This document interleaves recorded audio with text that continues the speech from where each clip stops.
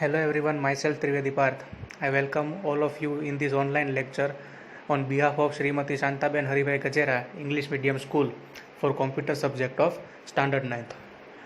Today we will see the topic Introduction to Computer. In the last sessions, we have gone through the various types of software, its advantages, its importance, their types, their usage, and after that we have also seen the number system, decimal, binary, hexadecimal, octal, its conversion into one another, their usage, their specific categories, their examples. In this unit we will deal with the introduction to computer, that what is the history of the computers, their input unit, output units, definition of the computer, why computer is being needed, how the evolution took from one state to the other stage of the computer, etc. So first of all, what is a computer? A computer is a machine that manipulates data according to a list of instructions. Instructions की list या तो instructions जो user के पास है वो कोई एक machine को देकर ऑटोमेटिकली उसका परफॉर्मेंस आउटपुट के ज़रिए मिल जाए तो वो चीज़ कहलाता है कंप्यूटर.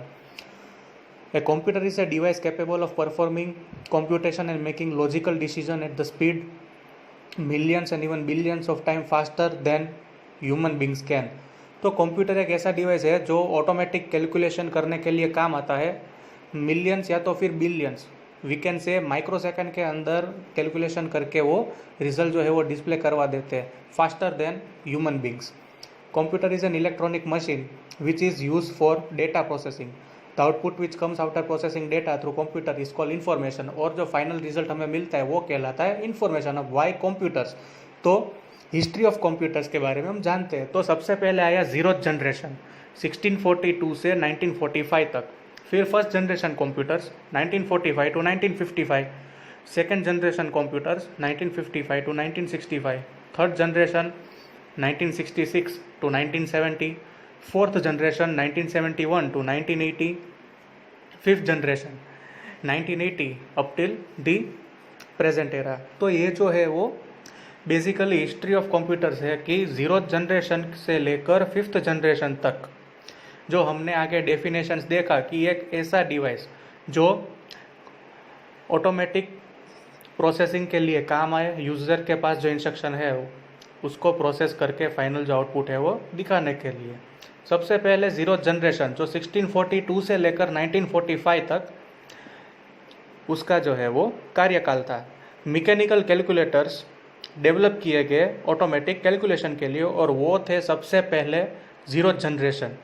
इमेज जो है वो जीरो जनरेशन कंप्यूटर की है. फिर आया फर्स्ट जनरेशन 1945 से लेकर 1955 तक. 1946 के अंदर फर्स्ट जो इलेक्ट्रॉनिक कंप्यूटर है ENIAC, electronic numerical integrator and calculator, वो मिस्टर जे प्रेस्पर एकर्ट और मिस्टर जॉन मैनुचली ने यूनिवर्सिटी ऑफ पेंसिल्वेनिया में बनाया. 18,000 वैक्यूम ट्यूब इसको बनाने में यूज़ हुई थी और इसकी जो कास्ट मतलब कॉस्ट थी वो डॉलर्स के अंदर 5 lakh. It's weight was tons 30 tons. इसका जो वेट है वो 30 टन था और it and occupied a 30 by a 50 foot space. It produce large amount of heat और इसकी जो स्पीड है वो बहुत धीमी थी. तो ये जो इमेज है वो फर्स्ट जनरेशन कंप्यूटर की थी 1945 से लेकर 1955 तक. 1955 से लेकर 1965 तक सेकेंड जनरेशन कंप्यूटर जो है वो वर्ल्ड को मिला. वैक्यूम ट्यूब्स जो फर्स्ट जनरेशन में यूज़ की गई थी उसको ट्रांजिस्टर से रिप्लेस कर दिया, जिसकी वजह से स्पीड जो फर्स्ट जनरेशन में स्लो मिलती थी वो इधर थोड़ी इम्प्रूव होकर स्पीड जो है वो इंक्रीज हुई. साइज, प्राइस और हीट जो फर्स्ट जनरेशन में प्रोड्यूस होती थी या तो फिर फर्स्ट जनरेशन के जो स्पेसिफिकेशन थे उससे कई ज़्यादा इसमें है वो रिडक्शन आया. क्यों? क्योंकि वैक्यूम ट्यूब की जगह पर जो है वो ट्रांजिस्टर्स लगा दिया, जिसकी वजह से स्पीड और जो परफॉर्मेंस है उसमें भी इंक्रीज आ गया और साइज, प्राइस और हीट जो है वो भी कम प्रोड्यूस होने लगी. ये है एग्जांपल सेकेंड जनरेशन कंप्यूटर का.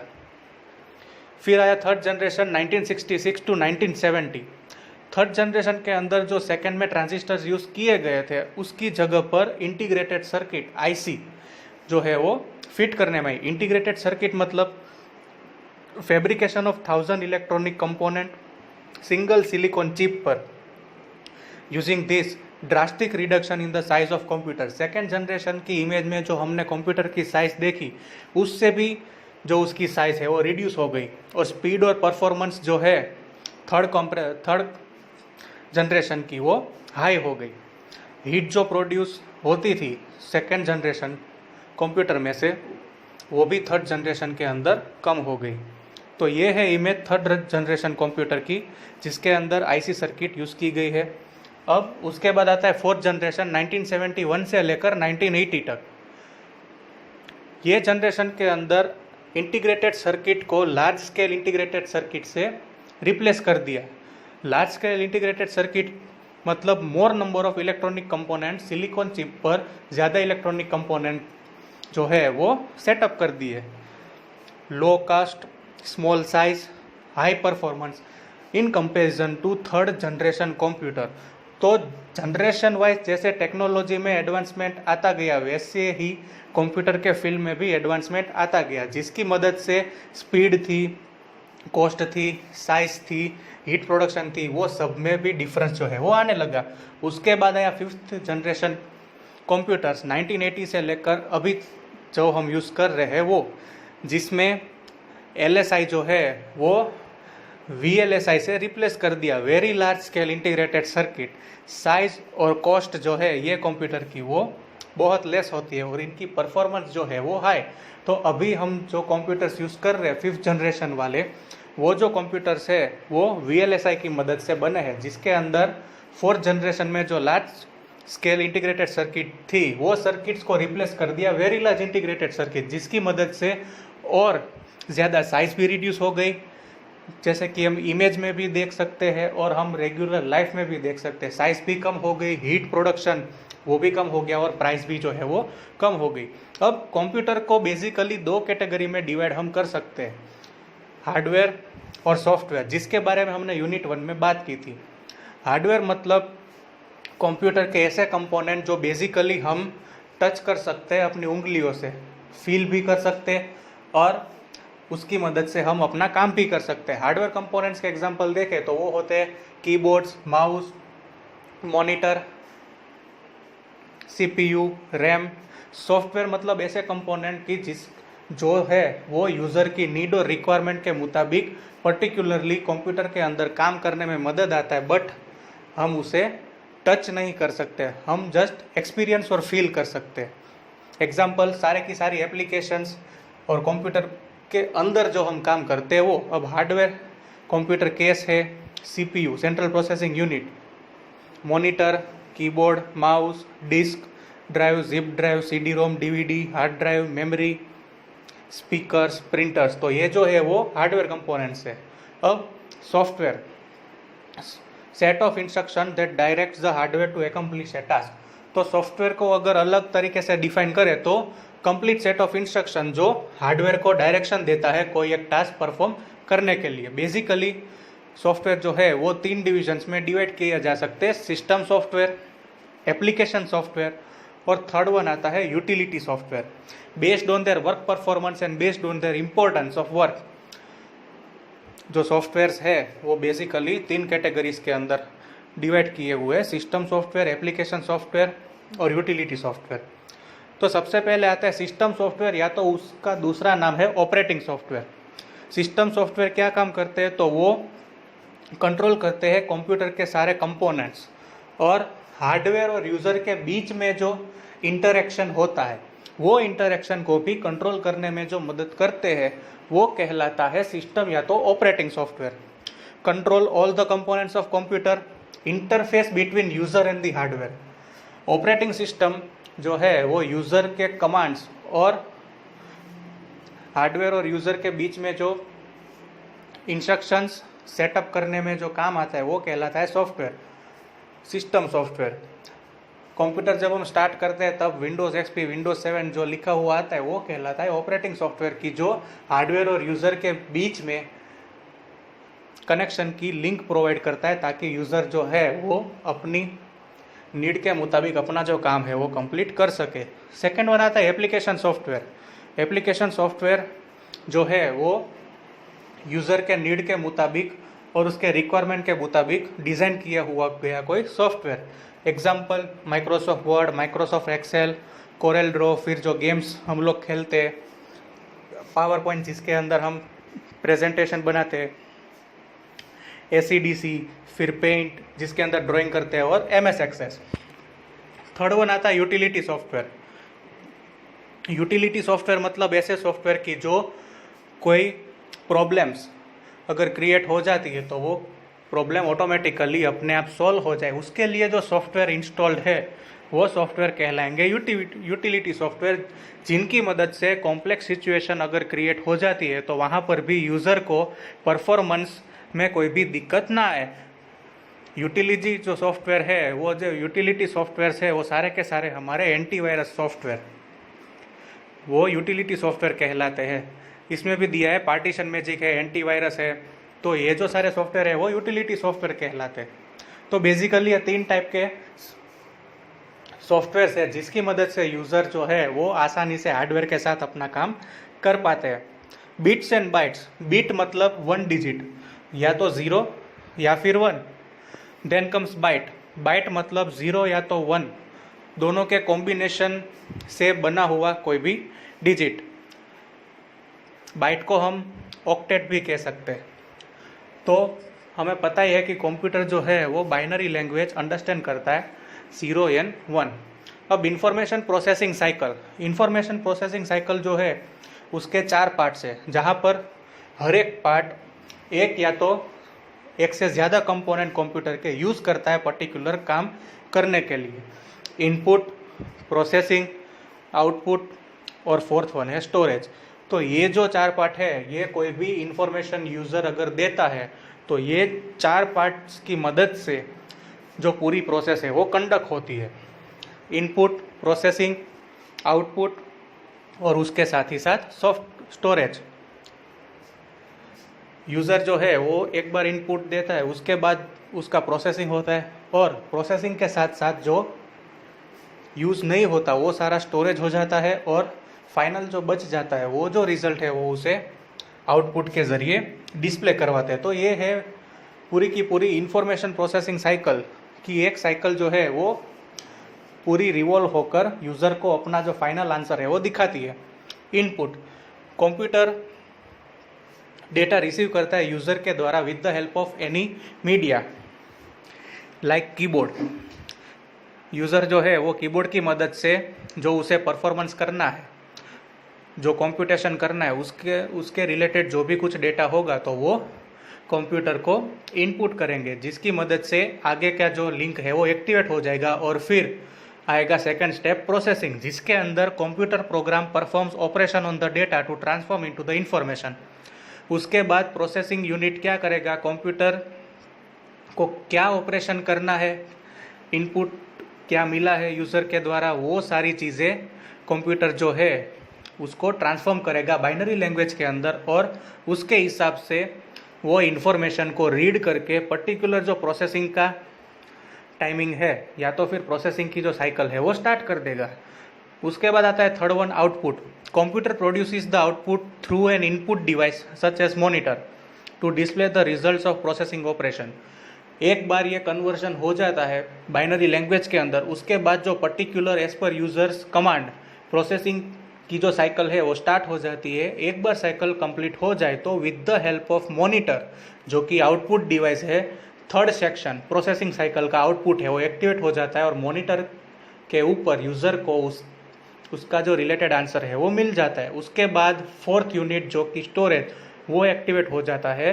Computer stores the result of processing operation in storage device such as hard disk. जो फाइनल रिजल्ट और प्रोसेसिंग के दौरान जो रिजल्ट आया, वो दोनों जो रिजल्ट्स है वो स्टोरेज डिवाइस हार्ड डिस्क के अंदर स्टोर हो जाते हैं फ्यूचर रेफरेंस के लिए, ताकि आगे जाकर सेम चीज़ अगर परफॉर्म करनी है तो यूज़र को है वो फिर से रिपीटेशन ना करना पड़े। सो कंप्यूटर एक ऐसा इलेक्ट्रॉनिक डिवाइस है जो डेटा एक्सेप्ट करते हैं, फिर उसके ऊपर प्रोसेसिंग करते हैं, प्रोसेस करके अपनी लैंग्वेज में कन्वर्ट करके कैलकुलेशन करके वो रिजल्ट देते हैं। प्रोसेसिंग कंप्लीट होने के बाद मॉनिटर के ज़रिए रिजल्ट डिस्प्ले करवाते हैं, और रिजल्ट डिस्प्ले करवाने के साथों साथ जो प्रोसेसिंग की है वो प्रोसेसिंग के डेटा और जो फाइनल रिजल्ट दिखला है वो डेटा भी वो स्टोर कर लेते हैं।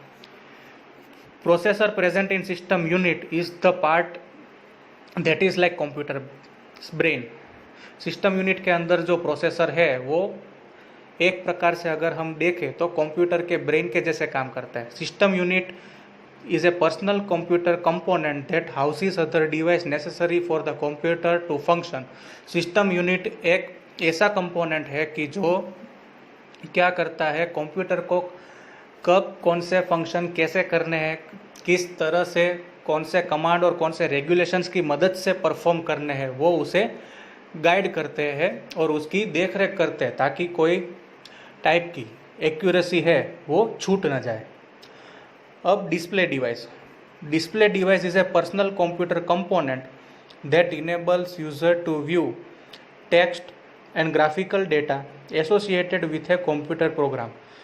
डिस्प्ले डिवाइस जो है वो कंप्यूटर का ऐसा कंपोनेंट है जो यूज़र्स को पर्टिकुलर टेक्स्ट हो, ग्राफिक रिलेटेड डेटा हो, या तो कोई भी प्रोग्राम पे अगर यूज़र काम कर रहे हैं तो उसके रिलेटेड कोई भी डेटाज या तो डिटेल्स व्यू करवानी है तो उसके लिए जो डिवाइस है वो है डिस्प्ले डिवाइस।